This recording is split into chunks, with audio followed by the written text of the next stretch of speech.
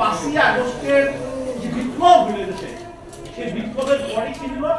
ঠিক একইভাবে একেবারে কনস্টিটিউশন না বুঝা একদিনের নোটিশে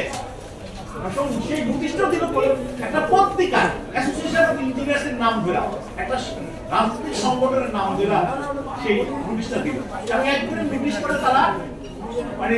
এক্সট্রাঅর্ডিনারি জার্নালি যেটা আমার এক্সপ্লেন করছে ওইটা তারা দখল করছে এবং দখল করাতে যে জিনিসটা হয়েছে যে তারাও এই দখল বাণিজ্য প্রমোশন বাণিজ্য টেন্ডার বাণিজ্য এগুলো শুরু করছে এগুলোর বিরুদ্ধে এদেশের প্রকৌশলী সমাজ আমরা নীরব থাকতে পারি না যার জন্য আমরা নৈতিকভাবে দাঁড়াইছি যে এটা যেন এই জিনিসটা যেন থামাইতে পারে এই দেশের মানুষ যার জন্য আপনাদের কাছে কিন্তু আমরা আসছি এবং আমরা চাই যে ইনস্টিটিউশনটা তার সঠিক যে কাজ সেই কাজগুলো ইনস্টিটিউশন করে ইনস্টিটিউশনের যে দায়িত্ব কর্তব্য এটা যে ইন্টেলেকচুয়াল ইনস্টিটিউশন সেই ইনস্টিটিউশনকে ধ্বংস করে দেবে আমরা চাই না যে এই বাংলাদেশ আমরা চাই না আমরা এমন বাংলাদেশ চাই যেখানে যোগ্য মানুষ যোগ্য জায়গায়